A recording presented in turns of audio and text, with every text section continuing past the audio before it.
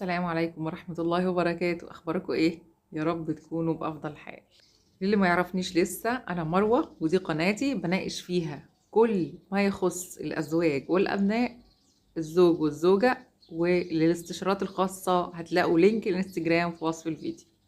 وأهلا وسهلا بكل أصدقائي اللي موجودين معايا من الأول. اتكلمت معاكم في حلقة خاصة بكل الحقوق والواجبات اللي بيقدمها الزوج للزوجة. النهاردة إن شاء الله هقدم الحقوق والواجبات من الزوجة للزوج. تعالوا يا أصدقائي نعرف إيه هي الحقوق اللي المفروض تقدمها أي زوجة لزوجها. أول حق من الحقوق دي طبعا وهي حق الطاعة. لازم تطيعيه في كل حاجة وفي نفسك إلا إذا كان بيأمرك بمعصية، فعشان خاطر كده لازم تطيعيه. واختاري الراجل من الأول اللي انتي تطيعيه. يعني مثلا بيقولك على حاجة، يعني مثلا هو بيقولك على حاجة هي بعيدة عن ربنا أو فيها غضب لربنا في امور الايه الدين. عشان خاطر كده لازم ان انتوا تختاروا من الاول بشكل صحيح الزوج اللي انت هتطيعيه، اللي هتبقي منقاده لفكره، اللي هتبقي منقاده لطريقه احتوائه للمشاكل، لقربه من ربنا. اختاري الراجل الصح اللي انت هتطيعيه، لانه طبعا طاعته بعد طاعه ربنا على طول.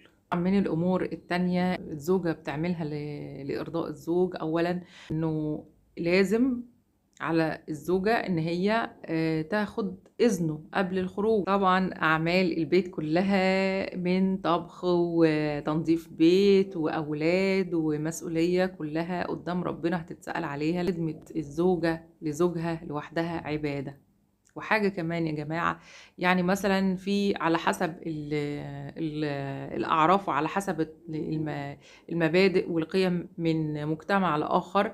في ناس تقولك إيه، إذا كانت هي في بيت أبيها تخدم فلازم تخدم في بيت زوجها، يجيب لها حد يساعدها في البيت. وإذا كانت هي اللي بتعمل أمور التنظيف والطبخ والحاجات اللي زي دي كده في بيت باباها، يبقى تعمل كده في بيت زوجها. على أيام الرسول عليه أفضل الصلاة والسلام وزوجاته، هما اللي كانوا بيقوموا بأعمال البيت كلها، وبيقوموا بأعمال التنظيف وأعمال اللي في البيت كلها. وكان الرسول وعليه أفضل الصلاة والسلام هو اللي كان بيقوم بكل شيء بره المنزل. وزي ما احنا عارفين بنت الرسول عليه أفضل الصلاة والسلام لما كانت بتعمل في طحن الشعير، ايديها طبعا كانت وجعها جدا ومكانتش قادرة، فقالت لزوجها علي اطلب لنا من الرسول عليه أفضل الصلاة والسلام خادمة، روح بس اسأله.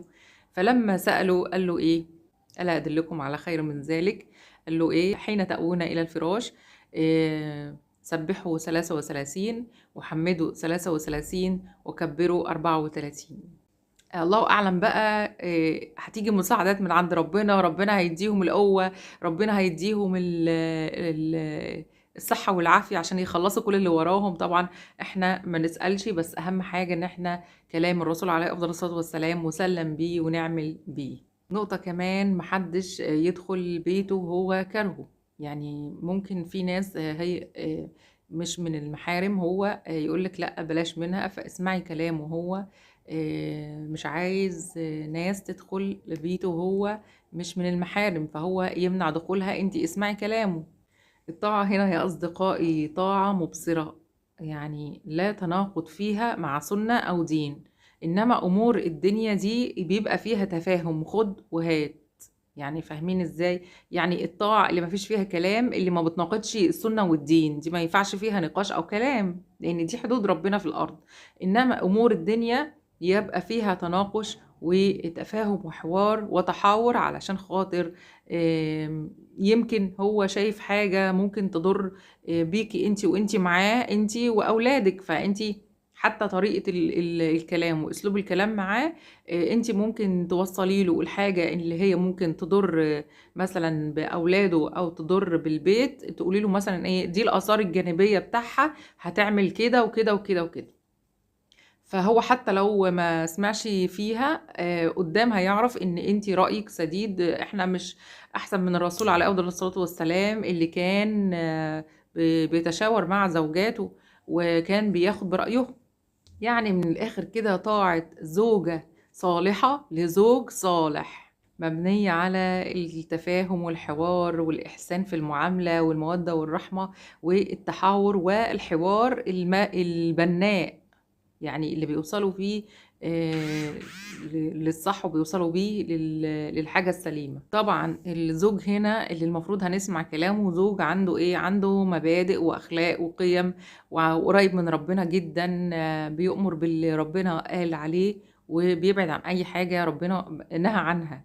وطبعا هنا الزواج ده هيبقى مبني على تكافؤ فكري واجتماعي وثقافي وكل شيء، بحيث انه الافكار وهتبقى يعني هتبقى متقاربة، والنقاش هيبقى تحاور وتفاهم بناء، وهيبقى فيه رقي وحضارة. مش طبعا هيبقى خناق ومشاكل وغلط ما بين الطرفين ومشاكل كبيرة جدا ونسمع بينا الناس ويبقى بعد كده في نروح نشتكي بعض بقى، ويبقى في مشاكل في المحاكم والإقسام. ده مش اسمه زواج خالص، ده من الأساس ما اسموش زواج.